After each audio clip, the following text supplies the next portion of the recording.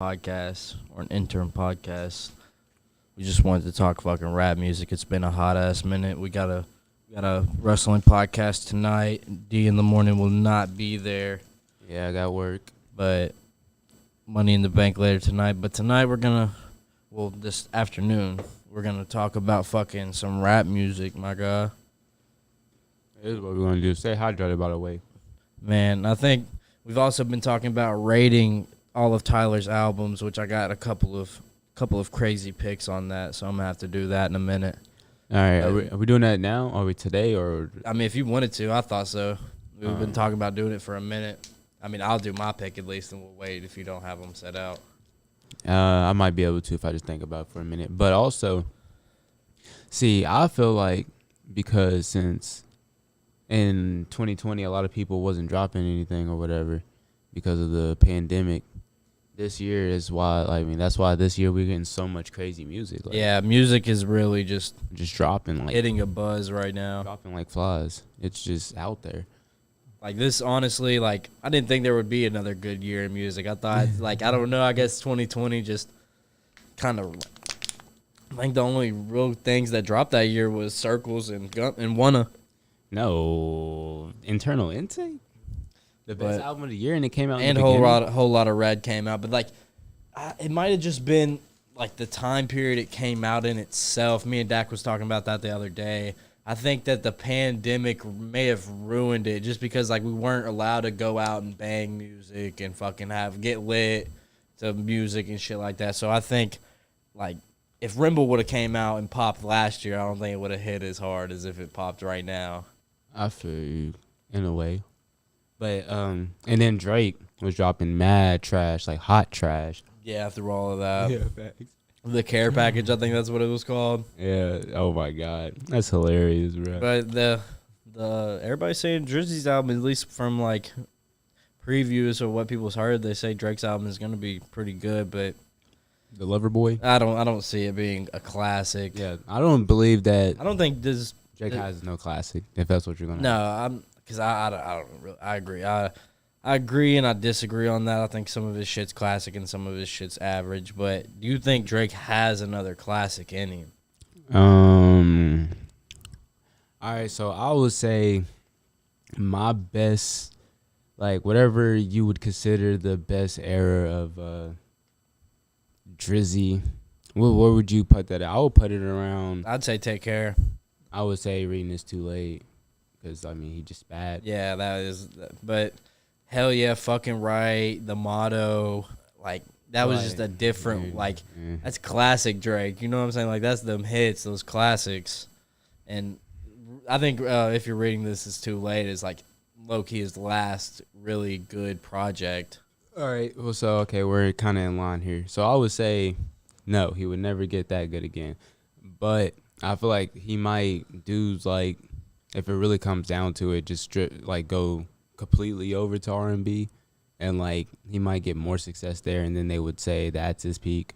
But I would disagree because it'd probably be shit. But no hate. I could definitely see Drake going R&B, or maybe I could see him stealing a new wave completely and just making it his own, if that makes any sense. Whatever the new next hip wave is.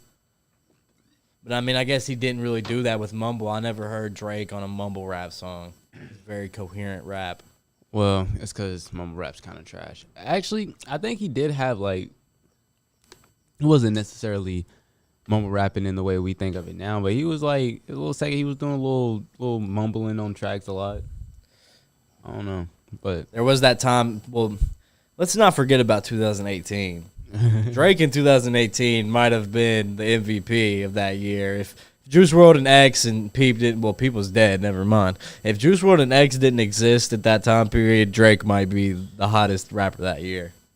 I would say he still is, because, but Drake low key, what did he? That's around the time where everybody started to be oh, he's he has more slaps than the Beatles. And he's a legend, blah, blah, blah. In statistically wise, he does have more slaps than the Beatles. Actually. I watched the Trap Lord Ross video, and he analyzed it. And in some ways he does. but in other ways he doesn't. I mean, brother, I don't like the Beatles, and I don't really like Drake. Yeah, I'd rather listen to the Beatles though. No. I'd Fuck rather listen no. to The Beatles are Bruh, Drake overrated. Drake has no. He does. I don't want to say he has no water. Like his music holds no water. Like, but over time, bruh, it's like I don't think people's really gonna be caring like that. Like, Do you think people are gonna care more about Ye in the future or Drake? oh, definitely Ye by like 3 long shots. Ye is pretty much Shakespeare compared to Drake. Yeah, he's musically he's bringing something to the table. Like Drake is just he makes hits. I mean that's great. Like I love a hit, but like I'm trying to think of another like artist that you can really compare Drake to. That, and I don't want to say MJ, but that's the only one I could think of. I would say if I compare them to like Jay-Z, he has a lot more. He's a lot more popular than Jay-Z, and like his peaks are higher than Jay-Z's peaks in terms of sales. But when it's like 30 years down the line, like the work of like you're gonna want to come back and hear the art. You're not gonna just listen to it just for the bop of it. So like I feel like Drake doesn't have like a song that's like if you say like Annie with the Jay-Z song, the first one. Yeah. Drake has nothing that he's ever spat like that is lyrically cohesive enough to even stand towards that, and that's not even Jay-Z's best song like at all in my opinion. It's really hard to compare the two in my opinion. Jay and Hove and Drizzy. You think so? Oh yeah, for sure. I don't think Drake to me does not have that classic hip hop mentality that Jay does. I'm not the biggest Hove fan at all. Just didn't come up selling crack in the 90s. It's not me, but I do respect Hove in that Hove is probably one of the more mainstream rappers, but he never went completely mainstream, if that can make a sense. Yeah. And his wife is fucking Beyonce. Facts. Like with Hove has always kept his aura around him the same but different. You know what I'm saying? He's not one of those rappers like Ye where he completely switches up on every album. The cadence and the delivery of the album might be different, like 4044 or 444, but when it all comes down, you break it down, a Hove album will always be a Hove album. Yeah. And that's something that I feel like we don't talk about in hip hop too much because I feel like too many artists change their style without, like, they try to evolve by leaving their core self behind. Yeah, I feel that. Like that's kind of. And I'm trying to think of a rapper like now that has like the same thing. Well, I would say Polo G is in that. Like I would compare to Hove in a way, but it just depends on if he keeps on making more classic tapes, which I only consider Polo G to have one, but that's just me. No hot take, no disrespect. Love hot take. I agree though. But if Polo G can manage to do the same thing that Hove does and just keeping himself that same mentality but the music evolves, then Polo G will be up there with Hove. That's the only rapper I would really compare with Hove right now. I could agree with that, but I would say that your little comment about Drake not having that old school mentality, that's a hot take. Like I would have to disagree with that. And I don't like Drake. Drizzy is one of the most, in my opinion, the most versatile rappers, but he would rather make you don't think that he's versatile? Drake can go and make a fucking boom bap hit and then go over and be on a song with Chris Brown, and either one of those you're gonna have fans that like both. He's very versatile, but he would rather. Because, like, we've seen Drake rap over Doom beats. We've seen Drake rap over J beats. We've seen Drake rap over all these crazy hip-hop beats. But when it comes down to it, Drake is more likely to make an R&B banger than actually be in love with hip-hop. Even though I think that Drake does love hip-hop, I just don't think that he has that old-school mentality of even Kendrick. Kendrick's last album, in some people's eyes, may be an R&B album. In some cases, that album has very much R&B cadence and flows and all that shit. The sounds, everything. But in its heart, that album is a fucking hip-hop album. And I just don't think Drake does that anymore. I don't think hip-hop to him it's what he does. He got his own thing. He's in his own circle. What rap is to Drake is what rap is to Drake. It's just what he does. I don't think Drake looks when he makes a project. I don't think he's like, oh, how will this praise the history of hip hop with elevating it to a new level? And I don't think Drake does that. I agree completely, but I think he doesn't do that just because he's not good at making out the box music. He just makes hits. Like, he's good at making hits. Like, that's great, but like, I don't care about the hits. I like the deep cuts. I want to hear like some crazy shit. Like, see, if Drake ever dropped a pure fucking hip hop album, they would just let Alchemist produce it. yeah, facts. Alchemist and Drake, that'd be hard. Yeah, that would be too gnarly. Facts. I'm pretty sure Alchemist can make it happen. And I was gonna say Ye and Drake, but Ye is weird. He would try to simp for Drake, even though he fucked his wife. Yeah, even though they're beefing, still over some corny shit. But you know how it be. Ye, I don't even how I feel about Ye. Like, Ye's good though. Andrew Watkins says that Drake is awesome. Drake is Drake awesome? Is he? He's awesome at making hits. He is. He's the hit maker. I mean, yeah, but MC Hammer was a hit maker. I got a really good something spicy. Do you think the youth right now has more? When you mention Drake, do they even think of Wayne? Do they even know that Wayne was to put him on? I would say, I feel like it's not mentioned enough, but I feel like people know, but no one ever mentions it. But I remember when like, Drake was like really like the sidekick, and freaking Wayne was literally on every. When Wayne thing was the god. Like, if you turned on the freaking radio, bro. That's my least favorite Wayne. Yeah, horrible, trash, terrible Wayne. He put on Gutta Gutta. There's no excuse for that. Facts. I ain't gonna cap though. Gutta Gutta look. He has one song that's a fucking heat. He be spitting nowadays. And what's that other dude he put on? Corey Guns. Corey Guns is underrated GOAT, but he put on Tyga. Yeah, Tyga. Tyga could be hard, but he just be Be trying to rap. I've always thought that Tyga could be hard. Yeah, facts. Like, man, he just wants to rap about sex all the time. I think when it's like in my ear, at some point, nobody will know that Wayne put Drake on. I think like even though like I think Wayne nowadays is more like he's old head to the youth. Yeah, I think he's like old I don't think like Leland's generation will respect Lil Wayne the way that our generation did. I disagree with that because Wayne's still dropping heaters. Like, bruh, that he killed Polo G on his own song. Like, I mean, that doesn't happen. Actually, that's never happened before until that point. So, I mean, and it was nothing. He killed Tyler out. I'm sorry, bro. Tyler had some. He said I'll rubber like the Michelin Man. Like, I know, but like, bro, you can't even say that Tyler didn't like, go off. Wayne, though, on the topic of Tyler, let's talk about that fucking album. That album is like, it's like it's a Pusha T ad-lib. It's literally it's a Pusha T ad-lib. Ugh. Him and Drama had no excuses to go that hard. I thought that it was gonna be some fucking nonsense. I did too. I thought it was gonna be more Igor shit. I was like, Igor's fire too. We'll get into that later too. Yeah, well, that's any highlights? Let me get your favorite song off the album. Let me pull up a track list real quick for the sake of convenience, because that would be nice to actually have on hand. I was mad.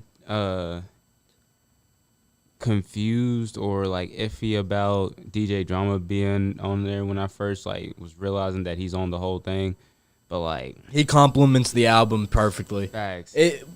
To me, low key, the album would be average without Drama yelling on it.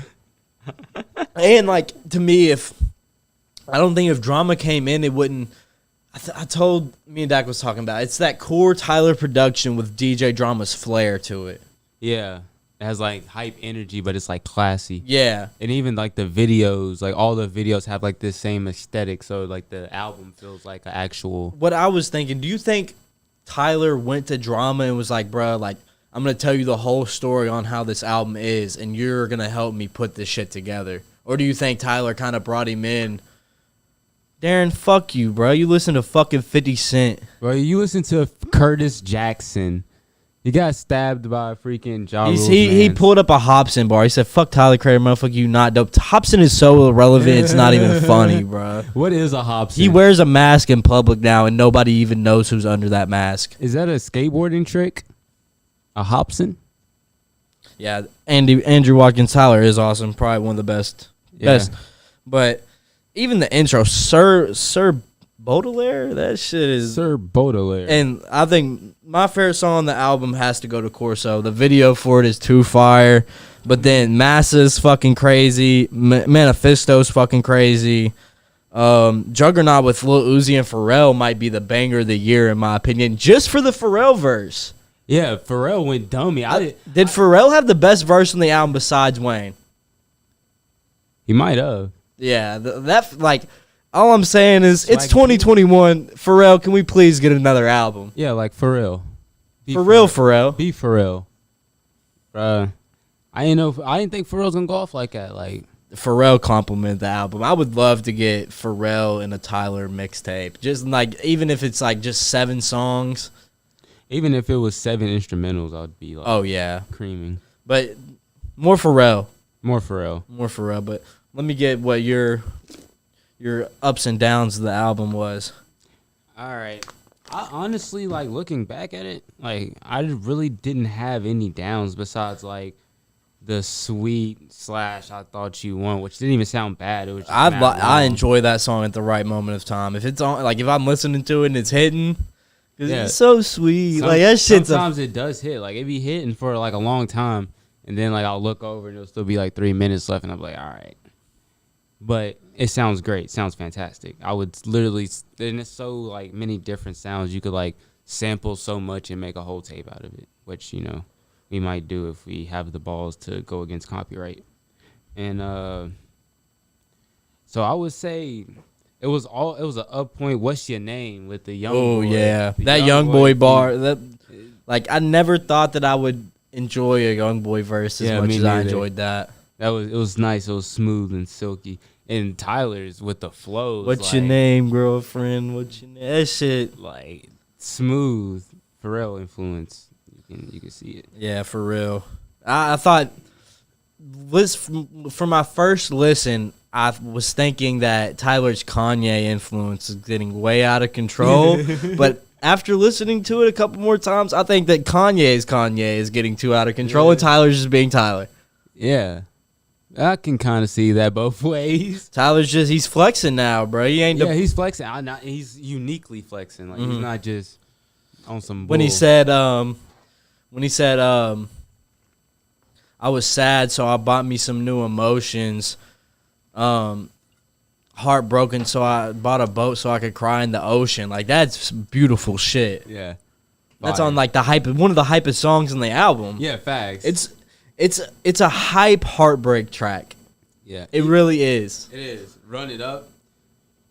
And we have a story. We didn't even talk about the storytelling track that lasts 8 minutes. Yeah, that 8 minutes. Like, when I first seen that, I was like, ugh. 8 minutes. That's some Eminem shit. Yeah, he snapped. Yeah. Storytelling perfectly. Facts. And then, like, there's no hook, but he takes these little, like, pauses in between and do these little commentaries and segments, and it really, like, brings it together. It feels like Paul Colgrove says that Polo G, Lil Baby, and Juice top 3 right now. If we're doing top threes, Juice who? I think Tupac Juice. Oh, I could agree with that.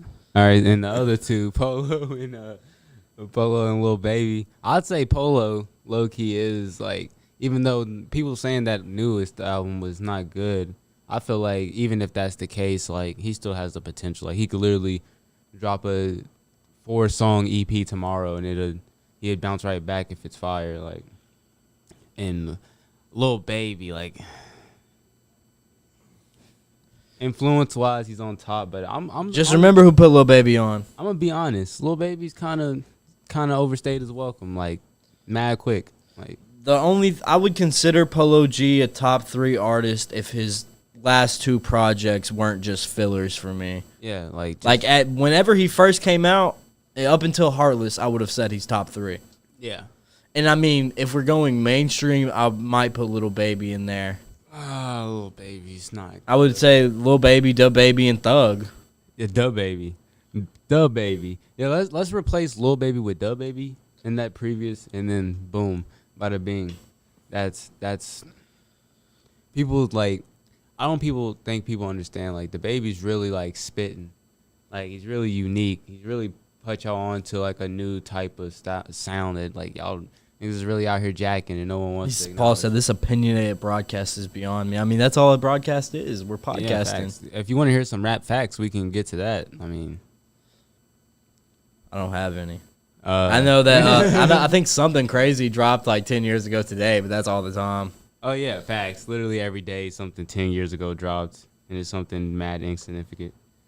Well, did y'all know that?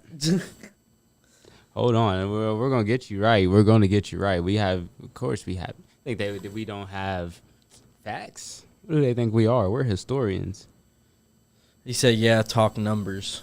All right, let's talk. Fuck numbers. No, to me, that's my least favorite rap. Is like the numbers fucking lie. Like if it could be the most fucking dirtiest shit ever, and if it got numbers, it's a hit somehow. Yeah, like that fucking J. Cole album that came out. Fuck that album. Jermaine ass. Jermaine Cole. Andrew Watkins says the new Beck album is awesome. That's probably crazy. Yeah, Beck album in 2021. The Beck album. Hilarious. Bruh, I think that, all right, hot take that I've been having on my mind for a while. I feel like 3 6 Mafia has more influence over the current landscape than fucking Wu-Tang, if we're being honest.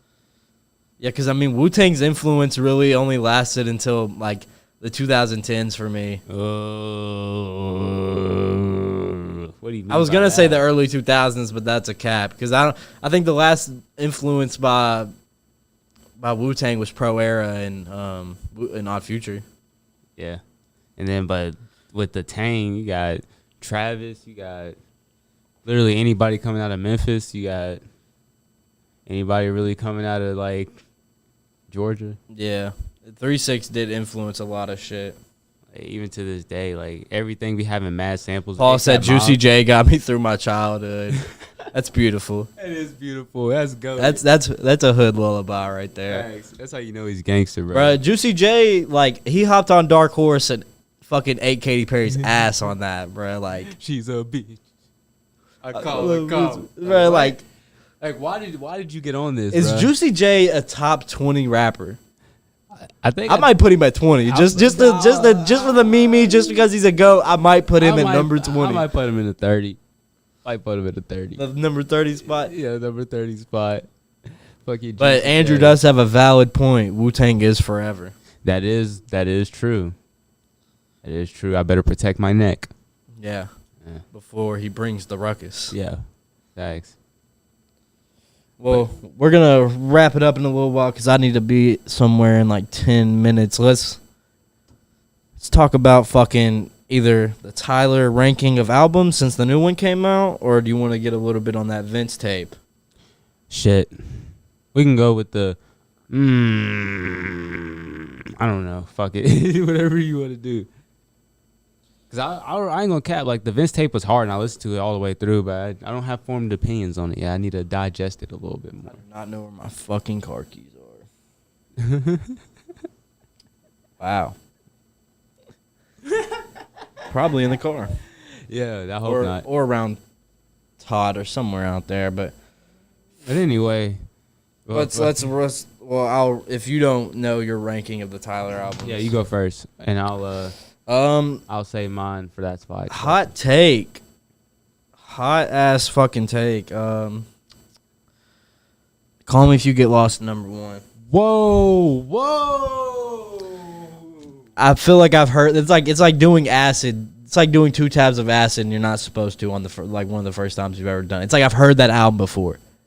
And it's like every time I listen to it, it's like I've heard it before.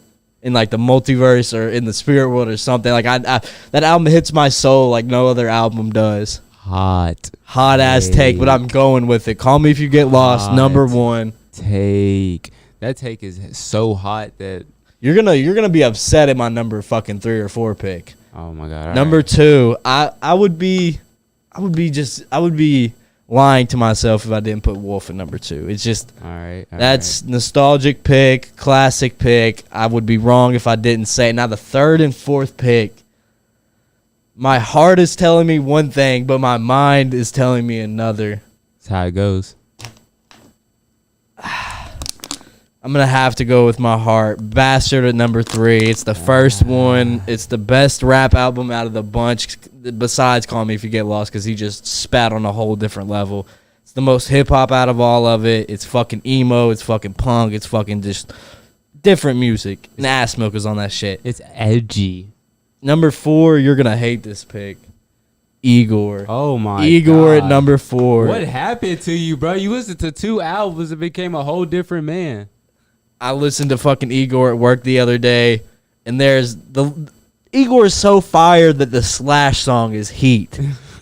Fucking thank you, bro. I don't even remember what it sounds like, but that shit almost made me cream my pants. It is fucking just like, it's 808 and Heartbreaks on fucking heroin. Well, yeah, because 808s was kind of trash. But, oh, my God. All right. So you Number really 5. Putting this album so low is really hurting my heart, but Goblin. Goblin at number 5. It doesn't sound the best album out of the bunch, but it got my favorite fucking bangers on there. I love it. I'm sorry for putting it at number 5, but I have to. He's a hipster now, guys. He's a hipster. And Cherry Bomb at 6. It sounds shifty. I can't really listen to it all the time. It sounds shifty. Death Camp is awesome. Buffalo is awesome. Two Seater is fucking amazing. Yellow is insane. But I can't get with some of the songs on there. So, Call Me If You Get Lost, Wolf, Bastard, Igor, Goblin, Cherry Bomb. Damn. Hot takes. Bada bing, bada boom. Dropping bombs on them. Like Tim Westwood. Fire in the booth. Fire in the booth. You want to put yours? Yeah, okay, I'll go. So, number 1, obviously Wolf, because I'm not a hipster.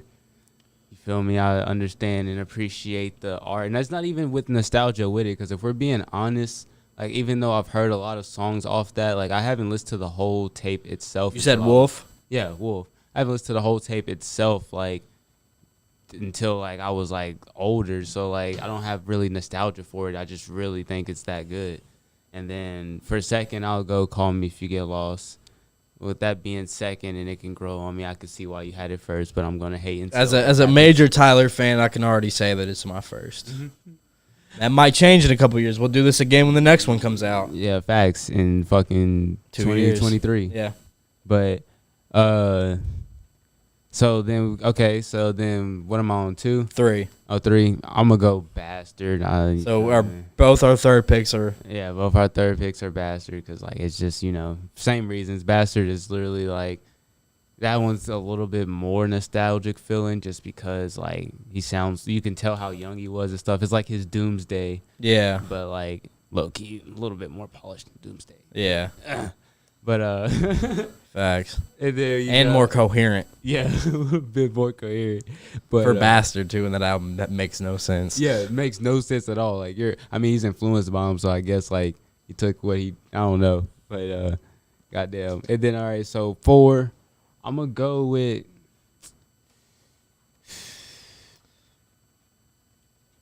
I'm going to go with Cherry Bomb. Solid pick. Solid pick. I actually, if we're being honest, even though it sounded shifty, you feel me? Like, I feel like with it being so experimental, if you have, like, a good amount of songs I can vibe to, I can mess with it. Because, like, for, like, literally somebody else, like, they might like the same amount of songs, and it's literally just the opposite songs, just because that's how unique it can get. Yeah, Cherry Bomb is a really, like, it's not a coherent project at all. I think for, like, just, like, it's more of, like, an indie rock project, I feel like. It's, like, something else. It's not even, like, it's, like, Speeding Bullet to Heaven by fucking, yeah, if y'all know the reference, that was comedy as hell. But then, and I guess last I gotta go motherfucking Goblin, but, like, there's nothing against Goblin. You haven't even picked Igor, though, so is Igor your last? Do I put Igor over Goblin? Musically, it's better. But do I put Igor? Yonkers?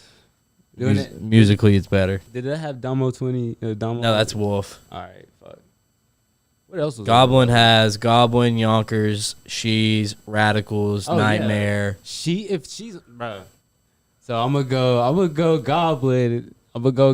And then so I guess Igor's his worst project to me. That's kind of messed up though, because like I don't think Igor is better than Cherry Bomb, but like that list still makes sense in my head. Yeah.